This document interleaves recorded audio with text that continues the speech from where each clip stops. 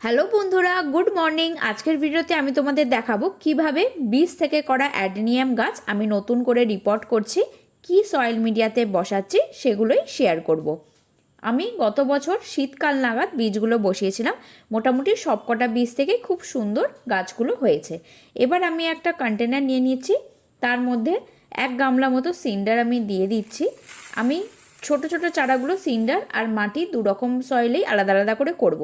এবার যতটা সিন্ডার নিয়েছি তার থেকে একটু কম পরিমাণে ভার্মি কম্পোস্ট আমি নিয়ে নিলাম। এবার এর মধ্যে 2 চামচ হাড় গুঁড়ো আর 2 চামচ শিংকুচি আমি ভালোভাবে দিয়ে খুব ভালো করে মিশিয়ে নেব। এর ছাড়া আমি অন্য কোনো সার দিচ্ছি না, রাসায়নিক কোনো সারও আমি এখন মেশাচ্ছি না।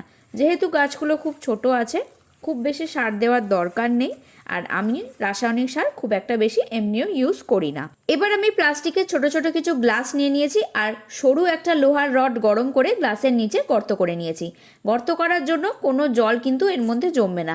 এমনিও সিন্ডারে গাছ করলে এটাই সুবিধা হয় যে গাছের গোড়ায় একদমই জল জমে না, খুব ভালোভাবে ড্রেনেজ সিস্টেম এই সিন্ডারে পাওয়া যায়। আর কোনো রকম ফাঙ্গাস বা অন্যান্য রোগও কিন্তু যথেষ্ট পরিমাণে কম হয়। সেই জন্যই সিন্ডারে এই গাছগুলো করা অনেক ভালো। সিন্ডার সব জায়গায় পাওয়া যায় না আর দামও বেশি পড়ে, সেই জন্য সব গাছে বা বড় বড় টবে সিন্ডারে করা সম্ভব হয় না। কিন্তু ছোট যদি চারাগুলোকে একটু বড় করে নেওয়া যায়, এই গাছগুলো কিন্তু সিন্ডারে খুব ভালো হয়।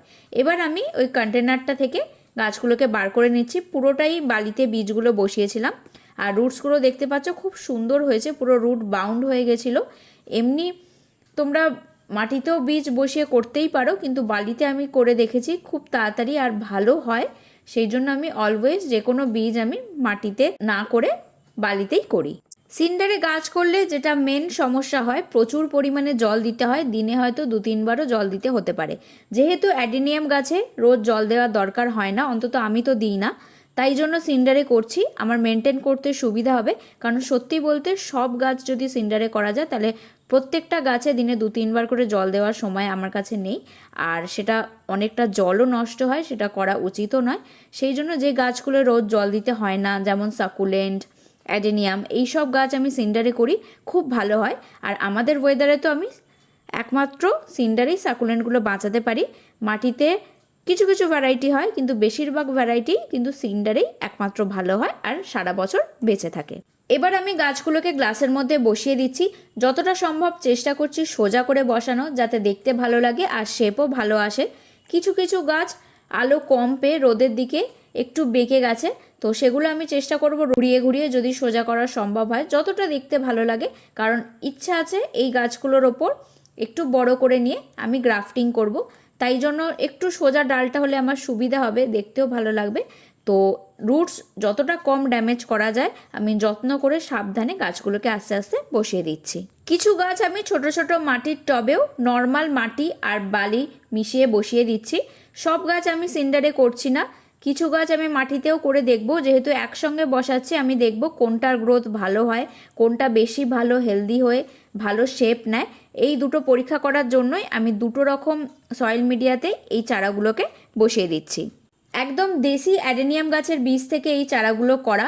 মাদার প্ল্যান্টও আমার কাছে আছে, খুব একটা বড় নয়, তবুও ছোট গাছেই অনেক পরিমাণে বীজ হয়েছিল। কিছু বীজ আমি বসিয়েছিলাম আর বাকি বীজ আমি আমার বন্ধুবান্ধবদের দিয়ে দিয়েছি। আর মাদার গাছটাও কিন্তু নর্মাল মাটি বালিতেই করা আছে, ছোট টবে করা আছে।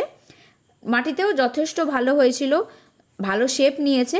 তো আমি দু রকমেই করে দেখি, রেজাল্টটা অবশ্যই তোমাদের সঙ্গে শেয়ার করব। তোমরা তো মোটামুটি জানো অ্যাডেনিয়াম গাছ রোদে খুব ভালো থাকে, গরমেও খুব একটা সমস্যা হয় না। তবুও আমি এই চারা গাছগুলো বসিয়ে কিছুদিন একটু শেড জায়গায় রাখছি, যেখানে আমার সাকুলেন্টগুলো থাকে। এই প্রচণ্ড গরমে একটু ভেতরের দিকে যেখানে রেখেছি তার আশেপাশেই আমি এই গাছগুলোকে এখন কিছুদিন রাখবো, তারপর আস্তে আস্তে ডাইরেক্ট সানলাইটে বার করব।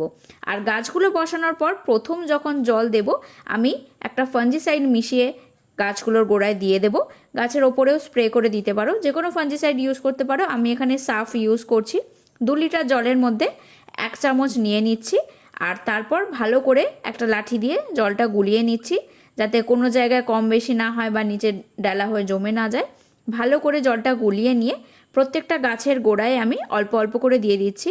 সিন্ডারে যেহেতু জল জমে না, খুব তাড়াতাড়ি ঝরে যায়, তাই জন্য খুব বেশি বেশি করে জল দেওয়ার দরকার নেই। অল্প জলেই পুরো গ্লাসটাই ভরে যাবে, মানে সব জায়গায় জলটা পৌঁছে যাবে। কিছুদিন পর অন্য একটা ভিডিওতে এই গাছগুলোর আপডেট আমি নিশ্চয়ই দেব। আশা করি এই ভিডিওটা তোমাদের ভালো লেগেছে। আমার চ্যানেলটা সাবস্ক্রাইব করে নিও, পরের আপডেট ভিডিওটা নিশ্চয়ই তোমরা দেখতে পাবে। তো আজকের ভিডিওটা আমি এখানেই শেষ করছি, পরের ভিডিওতে খুব তাড়াতাড়ি দেখা হবে।